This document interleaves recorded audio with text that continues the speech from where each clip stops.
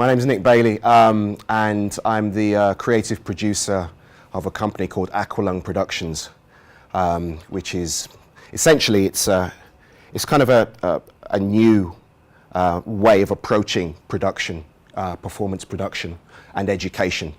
Two of my twin passions have combined there. First of all, I want to thank Ian and Nicola and everybody, if you're here in the room, who's made today possible. This is so important and so necessary, and it's a real privilege for me to be here speaking in front of you today. To some extent, Ian, you've stolen my word because I was going to start my talk with telling you a little bit about legacy and what legacy means to me. And I think it's an incredibly important word when we look at what is happening within the room. Everybody here is constructing their own legacy by being a part of unlocking these hidden legacies that we're here to discuss today. So it's a tremendous privilege for me to be here and speak to you today. I thought I'd start by just beginning to tell you a little bit about what brings me here today. I'm a professional actor and producer and teacher. I first came across the voices of the First World War, the black voices of the First World War, through discovering the story of Walter Tull. In the spring of 1998, I read an article about Bernie Grant, who had put together a charity football match.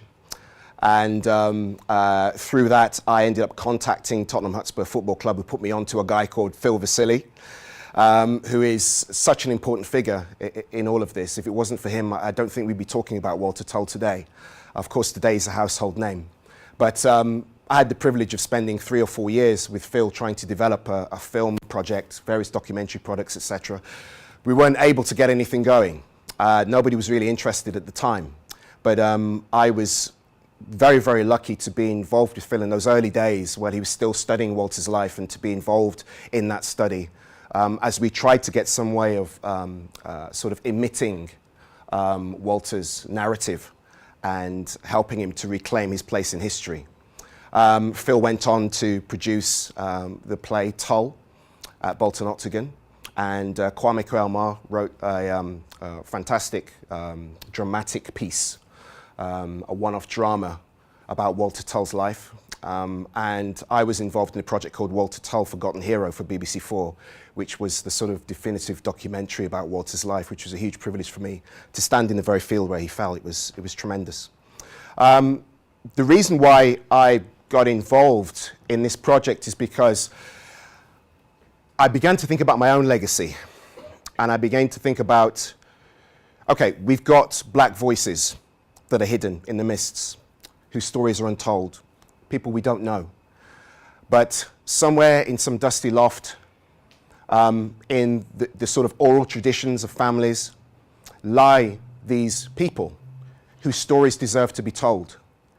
Because frankly, without those stories being in part of the picture, then, you know, history is incomplete. And a great person once said to me, history is the story of us in the past. So if we're going to help them reclaim their legacy, one of the questions I've been asking myself is, okay, we get this information somehow. We transmit it in various ways. But what do we do with it? How do we make sure it resonates beyond us, beyond this meeting, beyond 2018? How do we try and create some residue that's of real benefit to future generations? Now, several people in this room are already engaged in those activities, and I'd be really keen to talk to whoever about that afterwards. But I'm really interested in finding some way of engaging young people.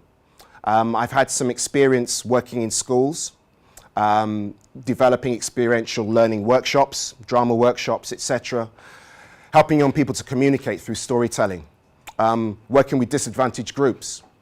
And I had the honor of being a drama teacher last year at the Birmingham Ormiston Academy, during which time I used a lot of experimental techniques that helped them to navigate their BTEC Level 3 in acting.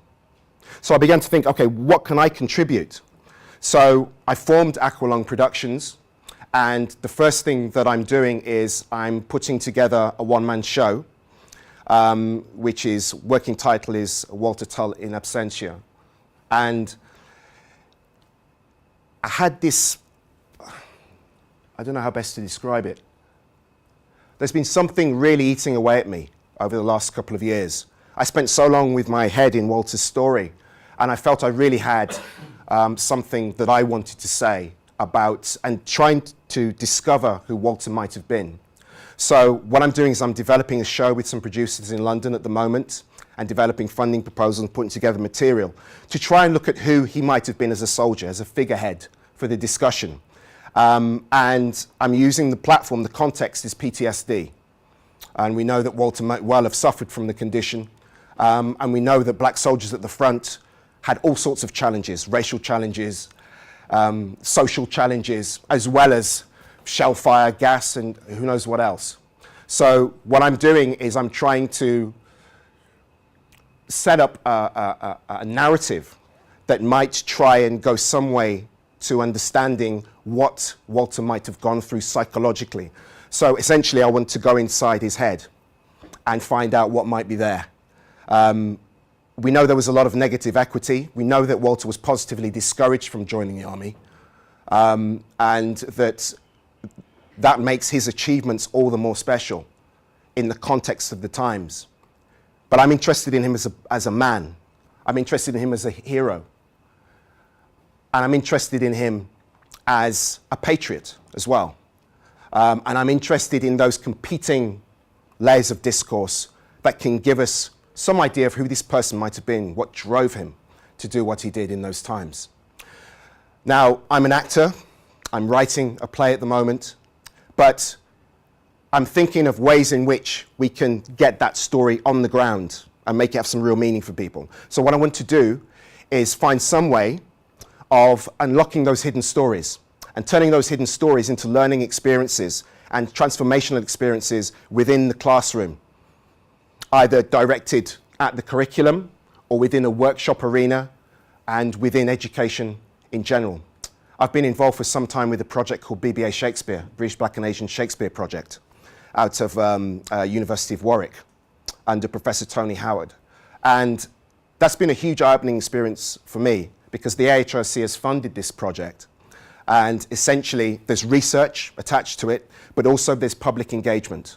So we're doing talks, and I've led workshops on the play Othello, looking at Othello as somebody essentially isolated within a military framework. So one of the things I'm doing is I'm looking at the play Othello, and I'm looking at Walter's life alongside. And I'm developing all kinds of ways in which we can understand leadership, we can understand history, we can understand racial and gender politics by looking at the play Othello. So that's one of the things that I'm engaged in. And what I wanted to end with is essentially to open an invitation to all of you. Some of you I know, some of you I don't, but I'd be really interested to continue discussions. I've already started with Stephen Bourne and also with Gary Stewart as well, who'll be speaking later from Recognise, about ways in which we might get some heads together and share this information and come together and get some way of transmitting and engaging young people with the stories and the narratives that we're currently discovering. So I would like to invite anybody in this room, essentially, to let's get together, let's talk about ways in which we can get the academic rigor, the community engagement, and educational and transformational learning combined to make something happen. I'd love to find a story of somebody round the corner in Handsworth or in Nechells or whatever. You know, somebody who was there in 1915 who enlisted in the army. I'd like to find that story and find some way of getting it in front of young people in an applied learning context. So that's really all I had to say. I'm just in the early stages of putting these ideas together, but I'm very, very keen to talk to anybody in the room about what you're doing and how we can perhaps get together and make these stories live and help them to transform young lives. So thank you for listening.